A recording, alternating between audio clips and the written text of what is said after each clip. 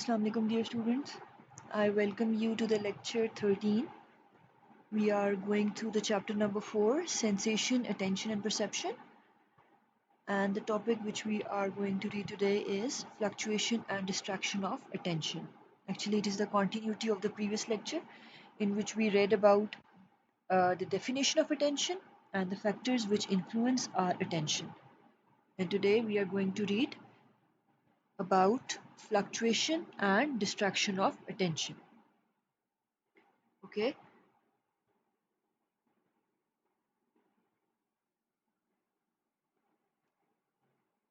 Distraction of attention. What do we mean by distraction of attention? Disrupting the continuity of attention is called distraction of attention. We know that attention holds only briefly. Attention, we can attend to certain things for a longer period of time, and we attend to certain things for a very brief period of time. Different stimulus from the environment keep influencing the individual. There are so many stimulus around us, and at the same time, we are attending to so many stimulus. Either they are auditory, visual, tactile, and so on. So, there are so many stimulus from the environment which influence the individual and thus keep on distracting our attention. Even we see that even if an individual wants to focus attention on a thing for a longer period of time, he cannot do so because various other factors continue to distract his attention. Okay, even if the individual brings more devotion and more concentration to avoid the distraction, still the circumstances sometimes make it impossible for him to maintain attention. Okay, there are so many individual differences which are also involved in distraction of attention. The same stimulus does not necessarily distract the attention of two different individuals. Okay, one individual may have great powers of concentration, whereas the other may be having low concentration powers. Some people can study in fields while other people uh, uh, go for indoor studies and so on. Okay, so there are individual differences in distraction of attention. We will be going to discuss in detail what are the factors of distraction of attention. There are certain objective and subjective causes. Let's discuss the objective causes. What are objective factors or objective causes?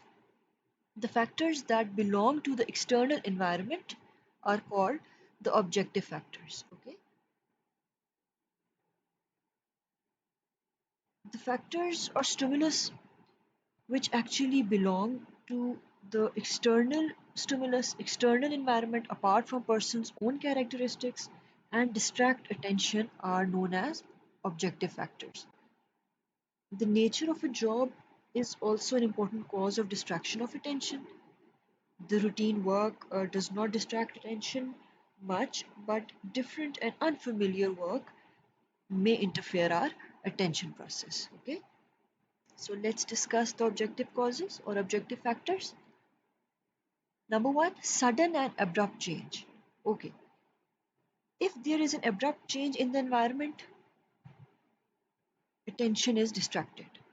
If there is a sudden abrupt change in the environment, either in the form of any visual sensation or auditory or any other sensation, our attention will be distracted. If there is a sudden noise around us, if there is a sudden change in environment, if there is a sudden uh, any sort of stimulus like closing of a door, opening of a door, sudden change in light, sudden change in noise, sudden change in sound, or we suddenly smell certain things, immediately our attention will be distracted. We will be attending towards the stimulus.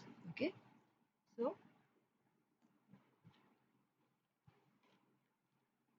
another objective factor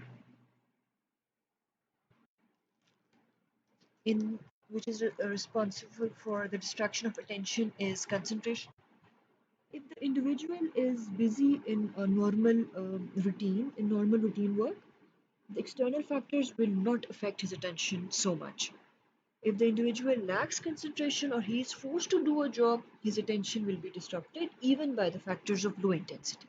Okay, if we are not concentrated towards certain things, if we are not having an interest in certain thing, so our attention will be distracted more often as compared to the distraction of attention from the task in which we are fully involved. Okay, so attention is concentration is another factor of distraction of attention.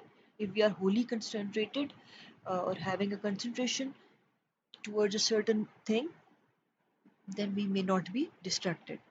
If we are not interested in certain things, if we are not concentrating on certain thing, then our attention will be distracted more often. Okay, another factor is the nature of task. If the work is interrupted, the continuity of attention is disrupted. Okay, if we are doing certain thing and if we are interrupted, so the continuity of attention will be distracted. If we are um, if I'm going to going through certain task and I'm interrupted in that task, then I'll be unable to attend towards it with that similar concentration as before because of this interruption. Okay, another factor is movement. Attention is distracted when a still body begins to move suddenly. Okay, whenever there is movement in the surrounding, our attention is distracted.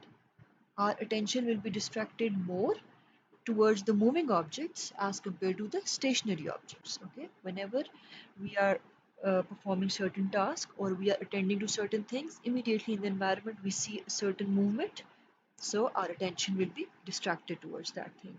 Okay, another objective factor is novelty. Novel things gain our attention. Novel things, different things in the environment immediately catch our attention. Our attention will be distracted towards those things. The introduction of novelty in the environment disrupts our attention process. Okay, our attention, our concentration and attention will be disrupted whenever there is certain novel thing in the environment. Okay, another factor is intensity.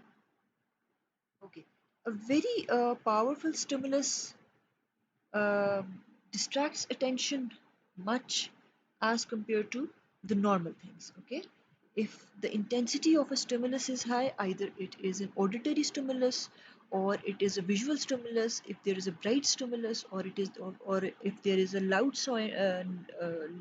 sound, our attention will be distracted. So intensity of the stimulus or intensity of the external factors also affect our attention process.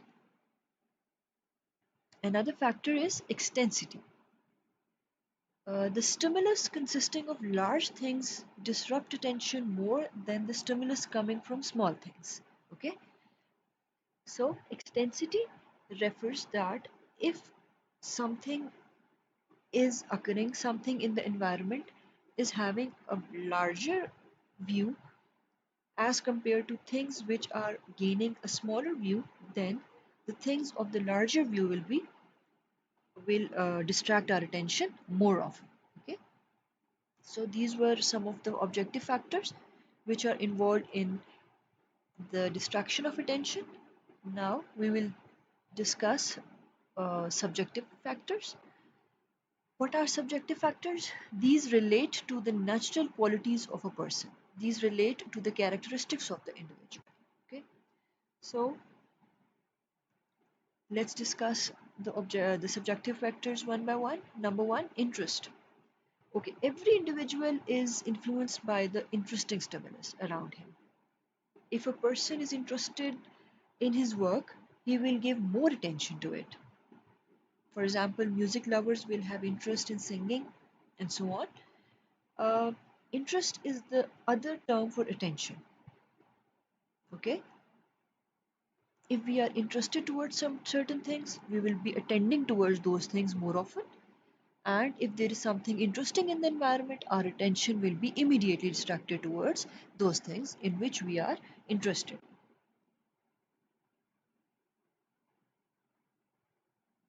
There are so many types of interest: natural interests, acquired interests, professional interests, and so on. What are natural interests? Natural interests are the innate instinctive interests, the stimulus or things that a person is innately fond of, with necessarily will necessarily capture his attention. Okay, there are certain innate interests which are known as natural interests, which will be immediately capturing our attention. There are certain acquired interests as well, which we these are the interests which we develop in our lifetime, and the acquired interests arise as a result of learning. Okay, boys, girls, and parents feel attracted towards various things because of their acquired interests. Okay, another subjective factor is temperament. Okay, temperament refers to the individual's emotional state that is more or less permanent. The things that go against one's temperament disrupt the attention process. Okay, the things which are of matched temperament gain more attention. The things that are against one's temperament disrupt person's attention. Another subjective factor is preference. Okay, every person has certain preferences. The most favorite thing is given greatest attention, and the hurdles in its way disturb attention a little or not at all. Okay, so everybody has preferences. Our preferences gather our attention. These preferences distract our attention as well. Freshness. Freshness actually enhances the ability to devote attention towards something. Consequently, a person who is fresh feels distracted little, but if he is tired or sleepy, he is easily distracted. Okay, freshness is a very important factor in attention process. If we are fresh, if we are not tired and sleepy, then we will be able to attend more as compared to when we are sleepy. Our attention will be distracted, we will be unable to concentrate or attend to certain stimulus. Okay, another factor is motive. The more powerful the motive is, the longer the individual devotes attention to a thing. In case of weak motive, the attention will be distracted easily. If we are highly motivated towards certain task or towards certain thing, our attention will be less distracted as compared to the things in which we are not motivated. Our attention will be distracted. For example, if I am motivated towards a certain task, if I am motivated towards achieving a certain goal, then my attention will not be distracted towards the little minute tiny stimulus, because I'll be concentrating more, attending more towards my aim, towards my motive, towards my goal. Okay, so another factor is the level of anxiety. Attention also depends upon the level of anxiety. The individual will remain attentive in proportion to how high the level of anxiety is. If the individual level, or sorry, if the anxiety level is low, attention will be distracted again and again. Okay. Another factor is goal. The more readily achievable the individual goal is, the greater attention he will give to his work. Okay. As we have discussed earlier, if we are highly motivated, if we are highly interested in certain task, we will be less distracted. Similarly, the nature of attention will change if the goal is not immediately achievable.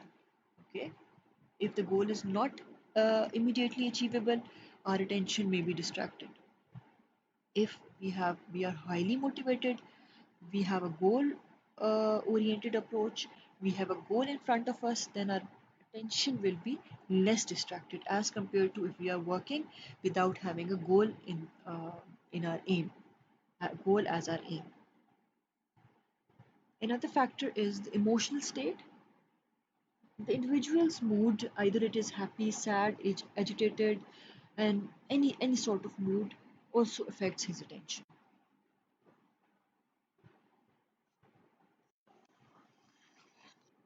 Emotional states distract our attention. If we are happy, if we are contented, if we are calm, we will be attending towards certain things in a relaxed way. Our attention will not be distracted. But if we are agitated, if we are annoyed, if we are aggressive, if we are highly motivated, if we are having a high emotions at particular time, our attention will be distracted. We will not be able to attend to certain things. Okay.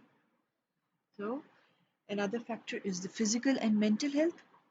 Physical and mental health is a very important factor. If the individual is physically fit, he will be more attentive and alert. If he is suffering from any physical or mental illness, he cannot focus attention on certain things, or he will be unable to focus attention. Okay, so physical and mental health is very much important in attention process and in distraction of attention.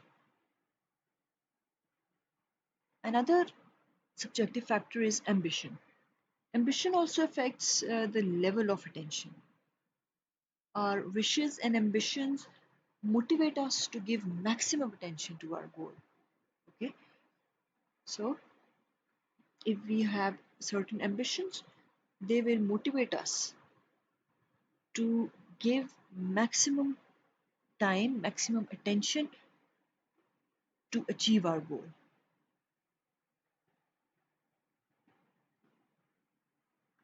Okay. So these were the factors which are involved in distraction of attention. Now we will discuss certain methods of controlling distraction of attention. How can we control this distraction of attention? We have read that there are certain objective and subjective factors, certain factors in the environment which distract our attention, and certain characteristics of a person himself are involved in his attention process, are involved in distraction of attention. Now we will be discussing how we can control this distraction of attention. Okay, number one, incentive. If the individual is given the incentive that he will get a prize, or he will get a reward of his work, he will concentrate on his work and distraction will be minimized. Okay, if we will, uh, if we motivate certain people by giving them incentives and rewards, there will be less distraction of attention and their performance will be enhanced. Okay, another method can be social approval. If the individual gets social approval for his acts, for his behaviors, he will feel satisfied. He does not suffer from agitation, and distraction of attention will not occur. Okay? If a person is socially approved, if a person is appreciated, if a person is motivated to do certain things, then he will be concentrating and attending towards his tasks, and there will be no distraction of attention if he is socially approved. This is a very natural and common factor. We see that whenever we are socially approved, whenever we are appreciated, whenever our deeds, our actions are acknowledged, then we are more able to concentrate on certain things. We are more able to fully give our best. Okay. So another factor which can be applied to control distraction of attention is the self-control. If the individual has control over the feelings and emotions and he is keen on completing his assignments, he is less likely to feel distracted. The opposite situation may arise if he has no self-control. Self-control is a very important phenomenon. If individual has self control over his feelings, over his actions, over his thoughts and emotions, he will be completing his assignments more effectively. If there is no self control, then little stimulus around or little stimulus in the environment can affect, can distract his attention. Okay. So another factor is the building of personal capacity. If the individual enhances his capacity and skill, it will improve his power of attention and minimize the chances of his being distracted. So personal capacity is an important phenomena. If we are we are enhancing our capacity, and if we have uh, a good skill or we are skilled towards certain tasks, then there will be less distraction of attention. If a person is not able to do his work, if he has no skill of performing a certain task, then his attention will be distracted again and again. If we are having a personal capacity towards certain tasks, attention will not be distracted. Okay, another method or another factor is model. The people who have good skills should be selected as models. If the role models suffer from distraction of attention, it will affect the individual's performance.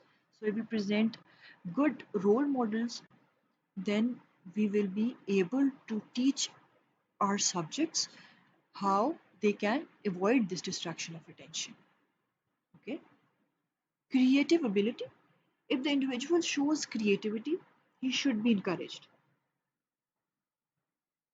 Appraisal and approval reduces the distraction of attention. Encouragement gives us strength. So creative ability should be encouraged, should be motivated. Adaptation. Okay, if the individual adapts to the stimulus that brings resistance or obstacles, the distraction of attention will decrease in intensity. The people, for example, living in factory areas or in busy main roads, adapt to the noise and remain busy with their jobs. Okay, adaptation is very important.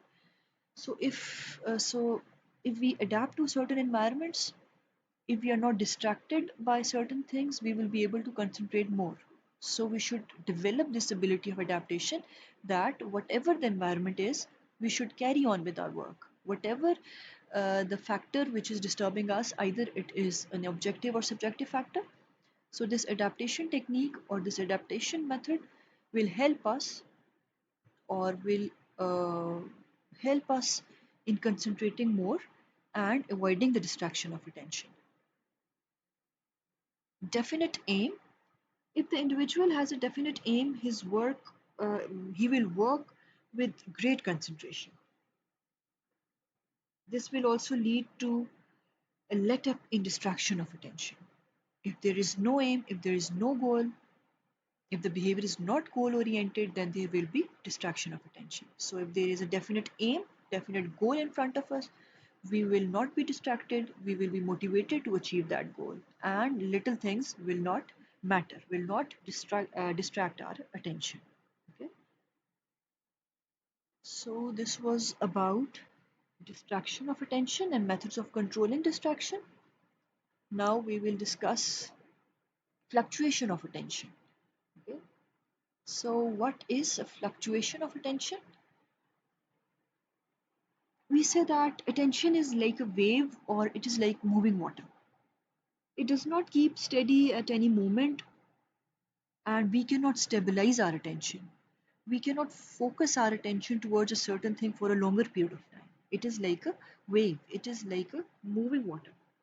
Our attention keeps vibrating, our attention keeps moving to and fro. Our attention keeps oscillating from one point to the other, but we do not realize it in everyday life. We are actively and passively tending to so many things. We are perceiving and apperceiving so many things at the same time. So there is fluctuation of attention, and we may not consciously fluctuating our attention. For example, if I see around, sitting in the classroom, I see around, or or generally I'm doing something. So if I observe this phenomena, I may come to know that my attention is being fluctuated in seconds, in microseconds.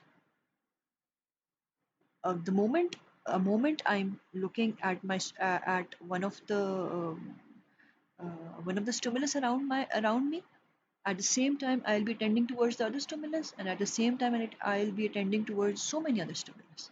So there's fluctuation of attention, and it may not be conscious, and it may be conscious as well.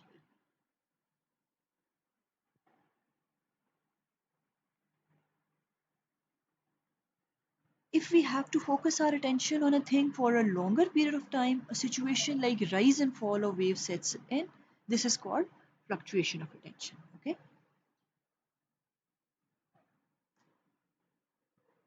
Some people generally say that we cannot focus attention on reading for a longer period of time, or you cannot watch a particular face for so many minutes, but you don't realize that when you are reading, your attention or eye is not focused on one point.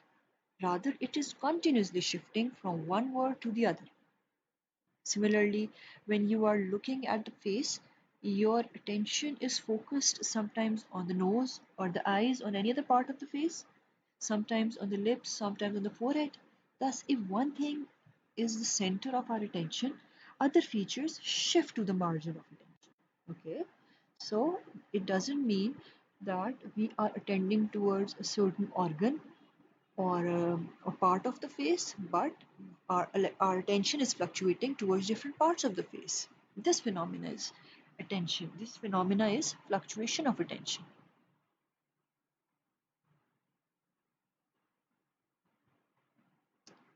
After this explanation, we can say that fluctuation of attention means the mental state in which the focus of our attention keeps shifting continuously.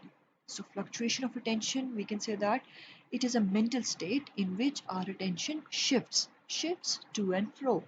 Okay, there have been so many experiments on fluctuation of attention, and experiments have proved that a thing can be brought to the center of attention only for a few seconds. If we have to focus attention on a thing for a long time, a situation like to and fro or rise and fall of wave sets in. This to and fro is called fluctuation of attention. Okay? And this to and fro usually happens when we focus attention on a small point. For example, if we listen to the tick of a watch for a long time, or we look at a point or sign, then fluctuation of attention sets in, and the stimulus no longer continuously remains the focus of our attention. It rather begins to shift to or fro from the center of attention. There are different physiological factors or causes behind this as well. Apart from only shifting of our physical organs or physical sensation, physiology is also involved in this process. Actually, our receptors get tired by being focused on one spot, and they stop functioning. Okay, for a moment our attention fades. During the shortest moment when our attention fades, receptors recover their strength and attention is refocused. If this process continues for a certain time, for 2 to 5 minutes, attention also keeps fluctuating. Okay, this phenomena can also be demonstrated practically by fixing attention on reversible figures. The individual is asked to direct attention at the figure and note which figure becomes conscious. A person will note that this change takes place every 5 or 10 seconds. So, fluctuation of attention is not only a physical phenomena, it is also a physiological phenomena in which our receptors are also involved.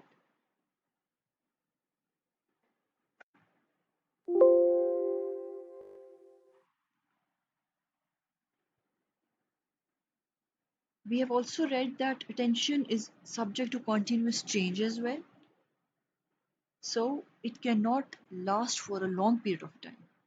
We cannot fix our attention on any stimulus for more than few seconds. Distraction and fluctuation of attention are so clear by these experiments as well.